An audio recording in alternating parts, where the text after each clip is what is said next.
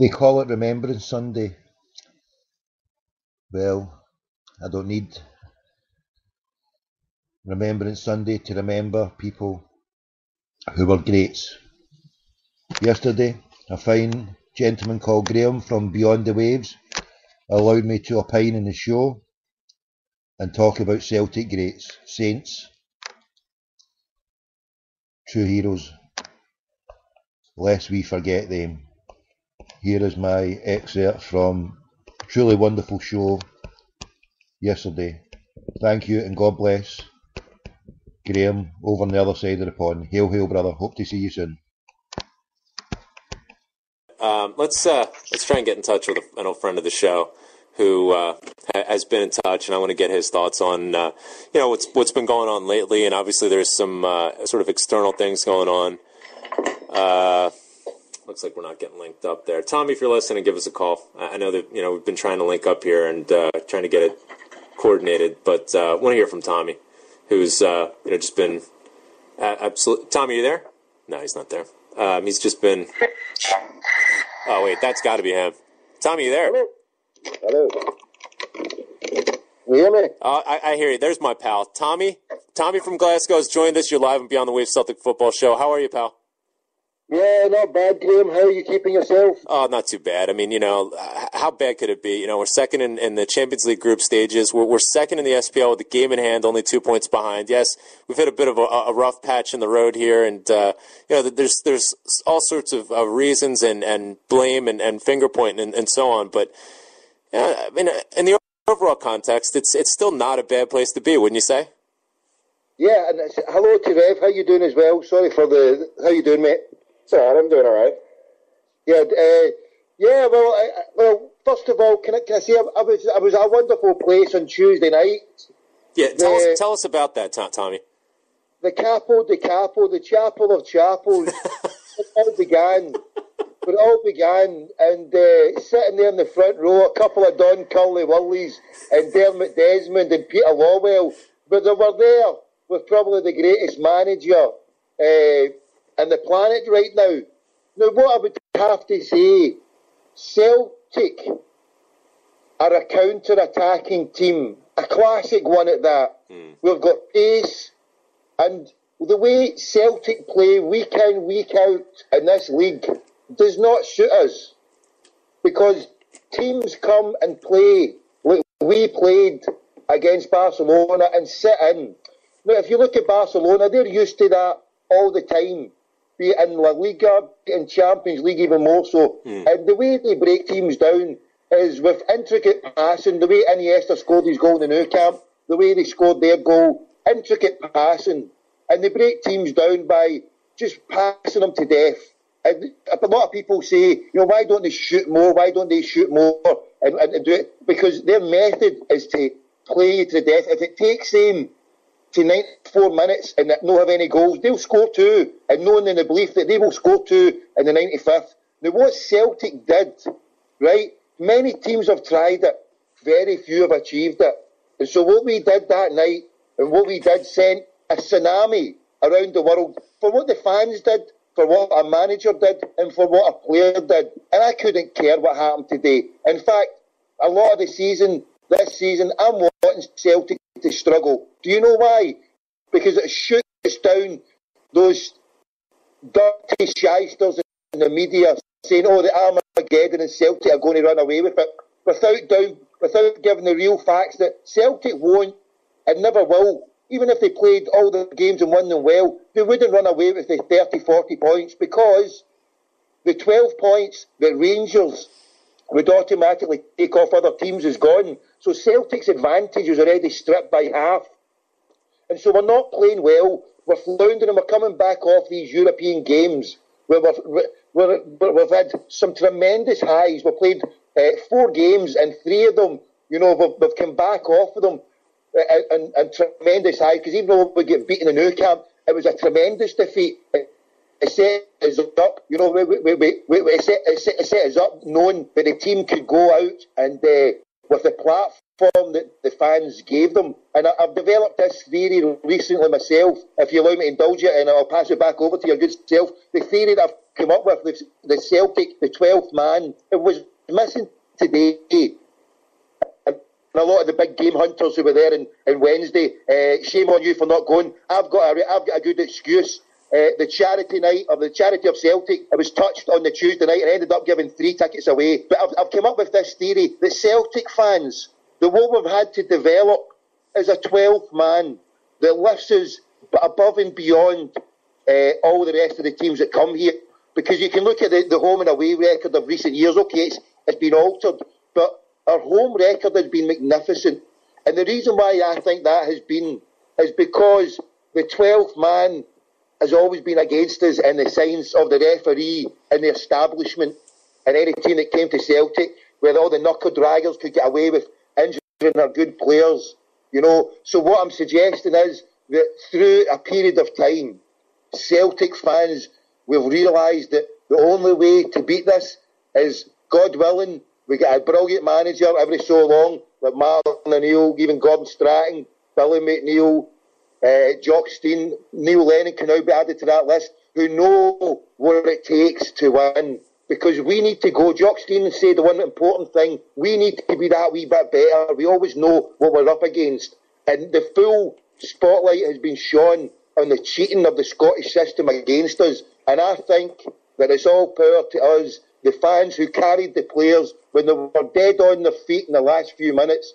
We helped them achieve greatness. And that's what makes us, what Bobby Lennox said, the best club in the world beat the best team. We are the best club because of our fans. You take us everywhere, you get no problems, and people come and look at it, and the whole of the world saw the best team in the world come to the best club, and they saw what football's all about, the camaraderie, the spirit, the Catalonians, the Irish Scots, the Celtic. It was the best game in the world, and I missed it, but I don't care, because at the end of the day, we're all a Celtic family, and the people who got there in my place, I know they loved it to bits, and everybody. So whatever happened today, forget about it.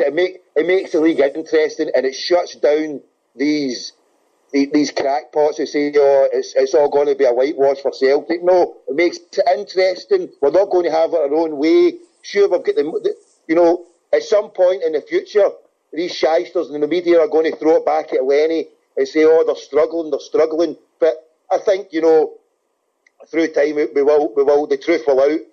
We will come good at the end. Sorry for rabbiting on, lads. Just let you back in, sorry.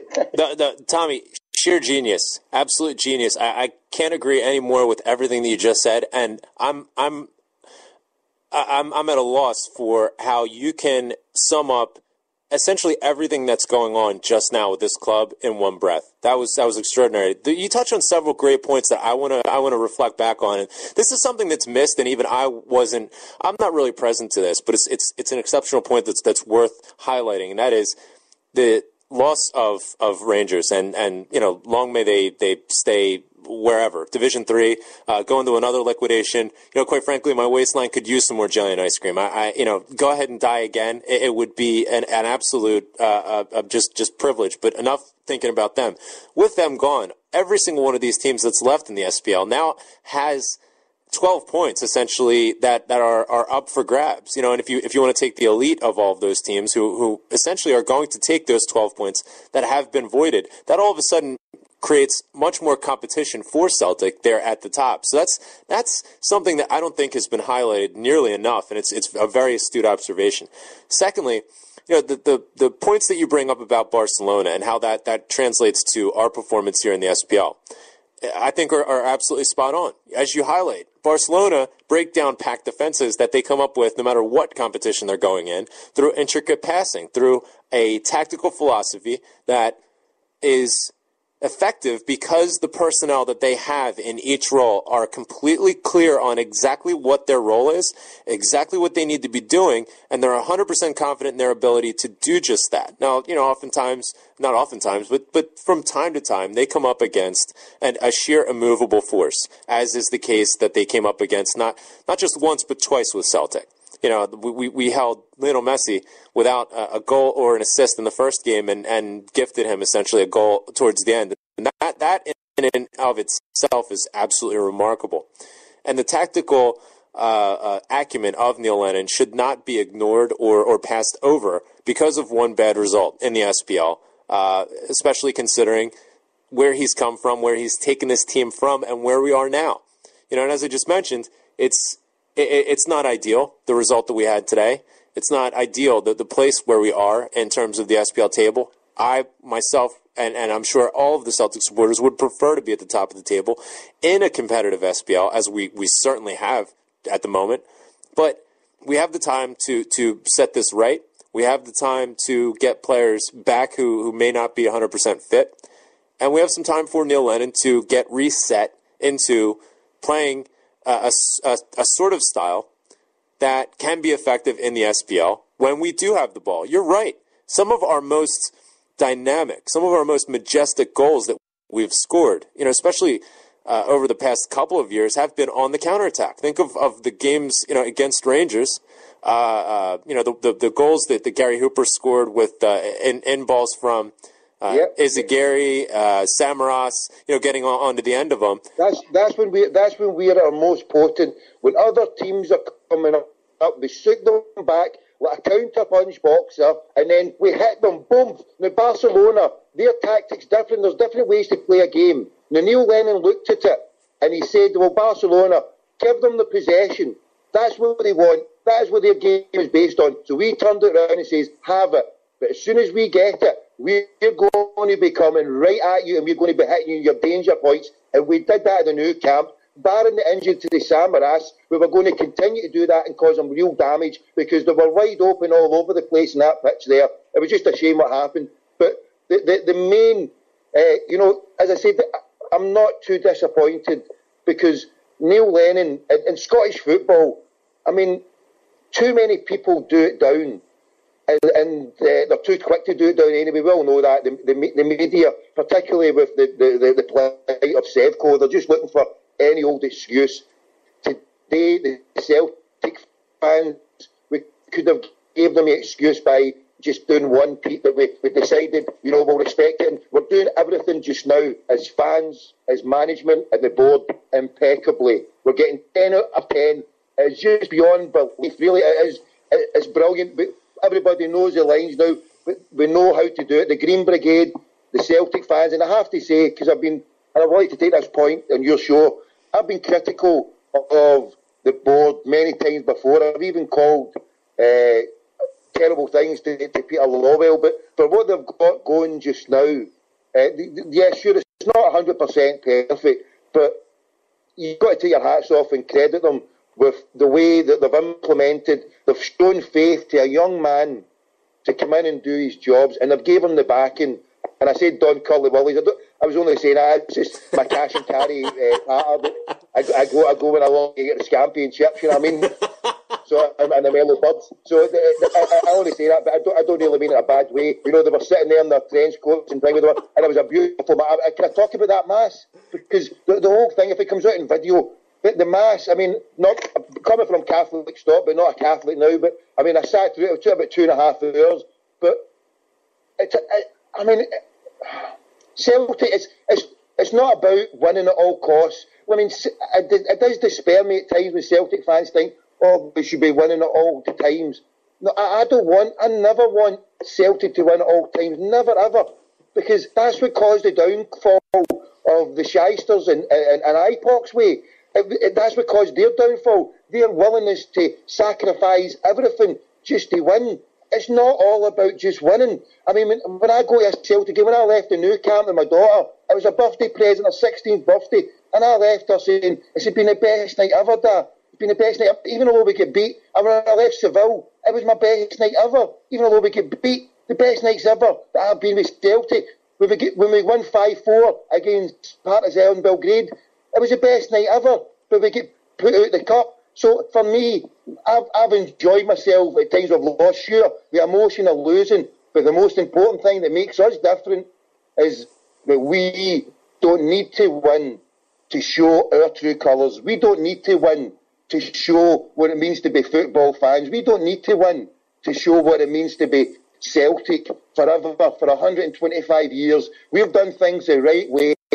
We've done things the proper way. We've not corrupted football by using financial doping. We've not corrupted football by having bent referees, perverting fixtures for decades, for a century. We've not had an exclusive policy of signing just one particular faith, exclusion of others. We have done things the proper way, and we continue to do it the proper way, and that's what makes me. So losing, they're drawing today or losing whenever, that means for a nanosecond, I feel hurt, but then I move on.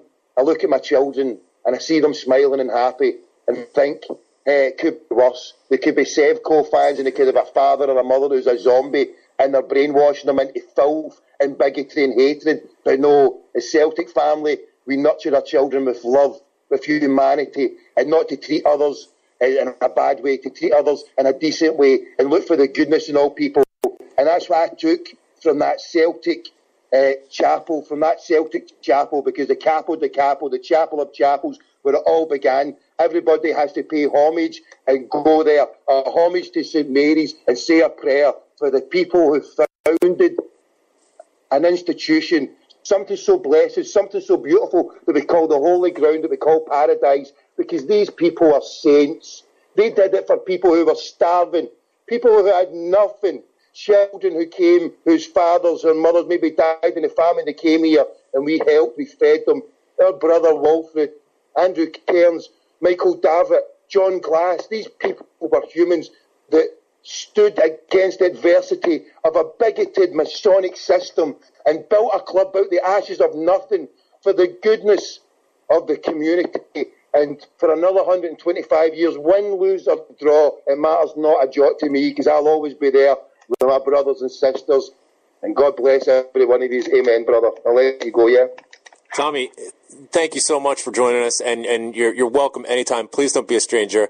Tommy, your voice graces these airways the same way that Shakespeare's pen graced the paper when he put down his famous works. You're an absolute just testament and a credit to us all. Thank you so much for putting it into perspective for us, and we'll talk to you soon, pal. Cheers. Hello. I don't even know. I don't even want to talk at all after that. How somebody can sum up the current scenario so comprehensively and passionately and thoughtfully in such a short space of time is truly remarkable. Tommy's just a fantastic Tim, a fantastic Celtic supporter, and some of his work has been truly extraordinary. So shout out to him, and thank you so much for joining us. It's always a treat and a privilege, not just to speak with him, but to hear from him. And yeah, absolutely nailed the pal. But I believe you can check him out on Spreaker at I'll get the particulars, but I think it's the Tommy Gold Show. I just put it in my Spreaker app, which you can get from the iTunes App Store, and I have my favorites and just click on it. I'm not sort of like the numbers in the cell phones these days. I couldn't even tell you what my wife's phone number is. I just have it under her name in my cell phone, and I just press it, and away you go. It's sort of the same dynamics setting up with the podcasts that I all follow. With the Downcast app and so on and so forth. We lost the rev there for a second, but just to touch on a couple of things. Thanks again, once again. That's Graham from Beyond the Waves, and you can get that on hailhailmedia.com. Hail, hail, God bless. Speak to you soon.